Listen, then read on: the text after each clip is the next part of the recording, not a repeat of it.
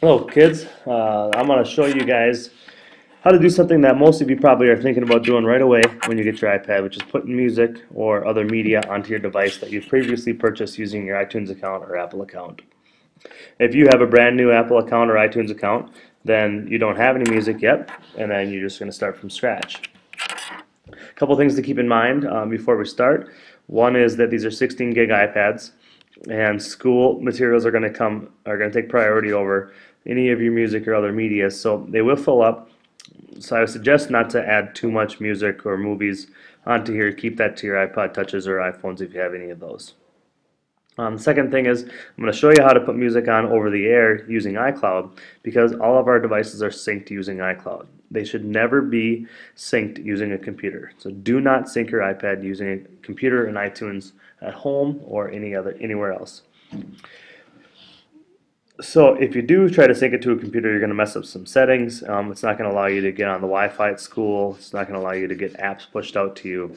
Any of that kind of stuff. A lot of the perks of having a device at school, you're going to lose all that if you try to sync it to a computer. So do not sync it to a computer.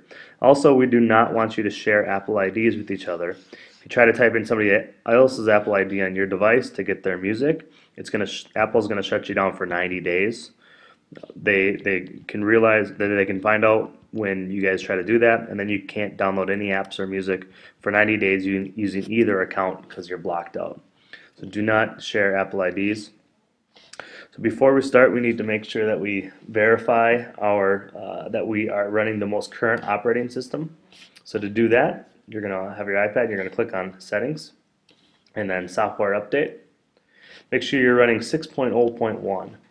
Now, if you do not have 6.0.1, which some of the iPads do not, you are going to want to update that. But not during school hours, because it'll bog down the Wi-Fi. So please wait till you're outside of school or on another public Wi-Fi, then you can go ahead and download and update your iOS. So let's get some music onto the iPad. First thing, go ahead and tap on iTunes. This is going to bring up all of your iTunes information, and down on the bottom right you're going to see Purchased. If you tap on Purchased, you see all the songs that have been purchased using your Apple iTunes account. No making fun of my songs. Justin Bieber. Perfect. So if you tap on Not on this iPad, this is all the music that is not on this iPad but that has been purchased using your iTunes account. So let's go to the Biebs. Justin Bieber.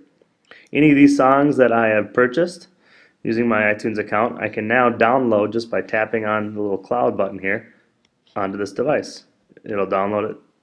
Then it'll show up that it's downloading right down on the bottom right. Then once it is downloaded, it'll show up on your music button. And that's how you download music onto your iPad using your iTunes account. Pretty simple. You can do the same thing with apps. If you tap on the App Store, tap on Purchased right on the bottom, and it's going to bring up all the apps that you've purchased on your iTunes account that are not on this device. I'm not going to wait for it. That's the easy way. That's the best way to add music onto your device. There is a way to add music from your computer, or to grab music from your iTunes computer or on your computer onto your device, but you do need to be careful because we cannot sync our devices to the computer. So I'm going to show you guys how to do this correctly. You're going to go home and you're going to make sure that you're running the most current version of iTunes before you do anything. So you're going to tap up on a PC. It's a little bit different, but you can find out that you're running version iTunes 11.0. If you're not running iTunes 11.0, you can download it from iTunes.com. If you are, go ahead and plug your device in using the USB port. And you're going to see right up here, iPad start turning. So if you tap on that iPad, it's going to open up this iPad, and it may say something like set up as new device. Go ahead and set it up as a new device, and you shouldn't run into any problems. Notice the name of it right here. I just made a generic name, but you need to keep that name the same as it was set up originally. And right here, automatically backup This always needs to be checked to the cloud. Do never tap on this computer. You're going to back up to the cloud, and this can never change. And when you scroll down to the bottom here, you have some options on how you want to sync this device or how you want to add things. So if you tap on manually manage music and videos, that will allow us to grab music from our computer and put it onto our iTunes, put it onto our iPad. Now you will not be able to add music from your computer and also download from your iTunes account wirelessly like I just showed you. You need to choose one or the other. So I'll show you how to do this. That's all checked. We tap on music. You can tap on sync music, and maybe you want to choose a couple of things. My favorite voice contestant, Melanie Martinez, and maybe OK Go. I'm going to grab those two artists, and I'm going to sync those two things. So I can tap on done. It says you change the settings. Would you like to apply these changes? I'm going to hit apply,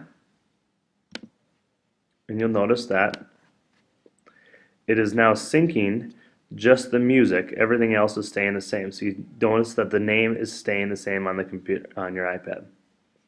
So now if I go back to my iPad and I go to my music, I see those other two songs, Melanie Martinez and the OK Go song. Oh, it says OK No. It should say OK Go.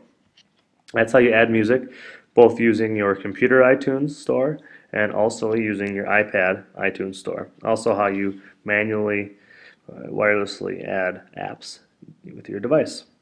If you have any further questions or if you need some advice on how to do certain things, you can certainly email me. My email is dpickens@farmington.k12.mn.us. Thank you.